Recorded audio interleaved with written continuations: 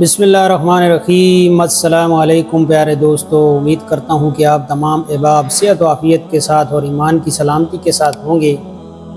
انشاءاللہ تعالی آج کا درس شروع کرتے ہیں۔ اللہم صلی علی سیدنا محمد وعلی آل سیدنا محمد وبارک وسلم وصلی علیہ۔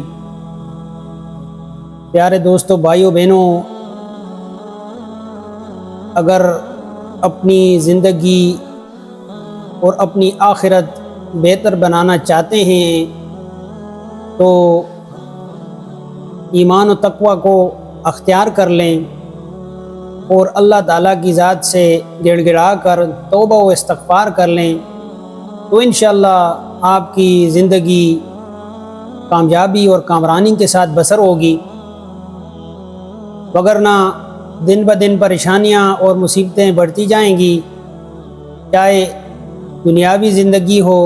چاہے آخرت کی زندگی ہو۔ تو اللہ تعالیٰ نے تمام تر کامیابی اور کامرانیاں ایمان و تقوی میں اور توبہ و استغفار میں رکھتی ہیں۔ تو قرآن پاک کی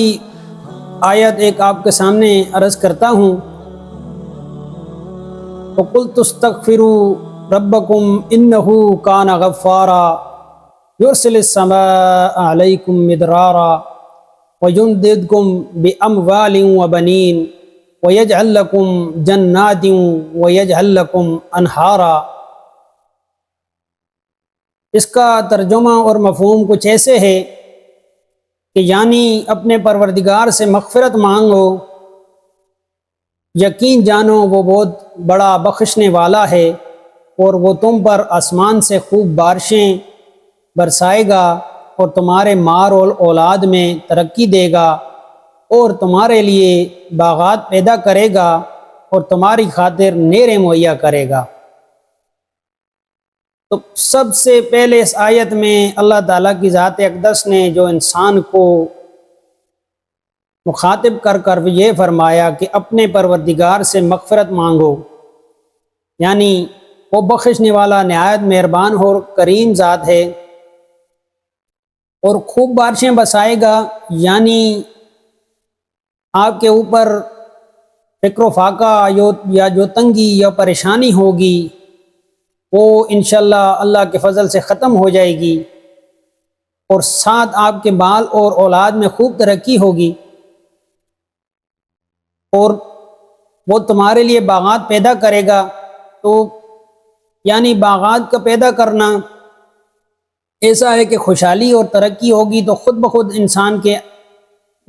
ترتیب کے ساتھ نظام چلتے رہیں گے، تو وہ مصیبتوں اور پریشانیوں سے محفوظ رہے گا، اور اللہ تعالی ہمیں ان اعمال پر عمل کی توفیق عطا فرمائے۔ اسی طرح آپ کے سامنے ایک اور واقعہ عرض کرتا چلوں کہ حضرت امام ابن حنبل رحمہ اللہ کہیں سفر پر تھے، اور بہت مشہور واقعہ ہے یہ ان کا کہ ان کو رات کے لیے ٹھہرنے کے لیے کسی مسجد میں جانا ہوا، تو انہوں نے پوچھا کہ اگر میں اس مسجد میں رات کر لوں، تو بستی والوں نے فرمایا کہ نہیں، آپ ادھر رات نہیں کر سکتے۔ تو ایک نان بھائی یعنی تندور پر روٹیاں لگانے والا، انہوں نے دیکھا تو آپ رحمہ اللہ سے فرمایا کہ بزرگوارو، آپ آ جاؤ میرے ساتھ، آپ میرے گھر میں رات کر لیجئے گا۔ تو آپ رحمہ اللہ ان کے ساتھ چل دیے، اور ان کے جب گھر پہنچے تو وہ نان بھائی تھا، جب اس نے آٹا گوندنا شروع کیا تو وہ ساتھ میں یہ بھی پڑھتا رہا، استغفر اللہ استغفر اللہ استغفر اللہ۔ تو امام احمد بن حنبل رحمہ اللہ نے اس سے فرمایا کہ یہ جو تم کلمات پڑھ رہے ہو، کیا ان کلمات نے تمہیں کوئی فائدہ بھی عطا کیا ہے؟ تو اس نے کہا کہ ہاں جی، میں بہت غریب تھا، لیکن اس کی وجہ سے مجھے اللہ تعالیٰ نے امیر کر دیا اور میری تمام پریشانیاں دور ہو گئیں، اور لیکن میرے دل میں ایک یہی خواہش ہے کہ میں جو اگر یہ کلمات استغفر اللہ پڑھتا رہتا ہوں تو میرے دل میں یہی خواہش ہے کہ کہیں میری ایک دن امام احمد بن حنبل رحمہ اللہ سے ملاقات ہو جائے۔ تو امام صاحب فرمانے لگے کہ میں ہی احمد بن حنبل ہوں اور آج اللہ تعالیٰ نے تم سے میری ملاقات فرما دی۔ تو بھائی دوستو دیکھو کہ ایک عام آدمی کے لیے اللہ تعالیٰ نے استغفار کی وجہ سے کیسے راہ ہموار کی، تو کیا ہم لوگ بھی اپنے مسئلے اور مسائل جو احادیث شریف میں جو اللہ تعالیٰ نے کلام پاک میں عرض فرمائی ہیں ان پر عمل کر کے اپنے مسائل حل نہیں کروا سکتے؟ بے شک کروا سکتے ہیں، لیکن اگر کوئی کروانے والا ہو، کوئی سمجھنے والا ہو، کوئی جاننے والا ہو، کوئی اس طرف آئے تو صحیح، کوئی تقوی ہو ایمان کو اور اپنے اعمال کو ٹھیک کرے تو صحیح۔ پریشانیاں اور مصیبتوں کا آنا اسی وجہ سے ہے کہ ہم نے اللہ تعالیٰ کے کریم ذات کے اعمال کو اور حضور پاک صلی اللہ علیہ وآلہ وسلم کے بتائے ہوئے راستے کو چھوڑ کر اپنی منچائی زندگی گزارنا شروع کر دی ہے، جس کی وجہ سے ہمارے حالات دن بدن خراب سے خراب تر ہوتے جا رہے ہیں۔ پریشانیاں کسی نہ کسی صورت پر ہمارے اوپر حملہ آور ہیں، جیسا کہ مہنگائی ہے، ہر دوسرا آدمی اب اس کی وجہ سے تنگ ہے۔ تو کیا اس چیز کو ہم گناہوں کو چھوڑنے کے لیے تیار ہیں کہ ہم گناہ چھوڑیں گے تو ہمارے حالات صحیح ہوں گے؟ لیکن نہیں، ہم لوگ گناہوں کو تو چھوڑنا نہیں چاہتے، لیکن کہتے ہیں کہ ہمارے جو حالات ہیں وہ ٹھیک ہو جائیں۔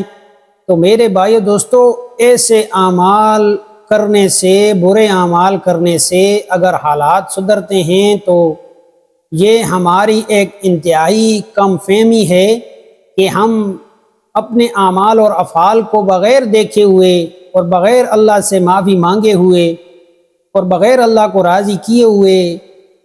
اپنے اعمال اور افعال کو ٹھیک کر لیں، تو یہ انتہائی مشکل کام ہے۔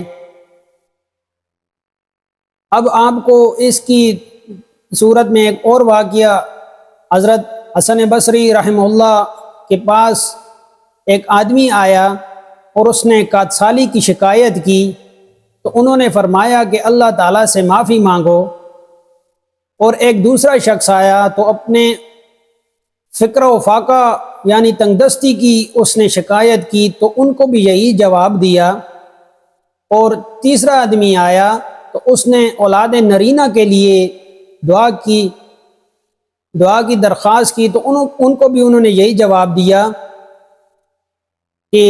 اللہ تعالیٰ سے معافی مانگو۔ اسی طرح چوتھا آدمی آیا اور اس نے عرض کیا کہ میرا باغ خشک ہو گیا ہے اور پھل نہیں دیتا، تو انہوں نے اس کو بھی یہی جواب دیا کہ استغفار کرو اور اپنے اللہ تعالیٰ سے معافی مانگو۔ ایک سننے والے یعنی ابن سبی رحمہ اللہ کہتے ہیں کہ ہم نے ان سے عرض کیا کہ مختلف لوگوں نے مختلف چیزوں کے بارے میں دعا کی، تو آپ نے ان کو ایک ہی جواب دیا۔ حضرت حسن بصری رحمۃ اللہ علیہ نے کہا کہ اللہ تعالیٰ نے قرآن پاک میں واضح الفاظ میں یہ فرما دیا ہے کہ یعنی اپنے پروردگار سے مغفرت مانگو اور یقین رکھو وہ بہت بخشنے والا ہے۔ یعنی جو آیت کریمہ میں نے آپ کے سامنے عرض کر دی،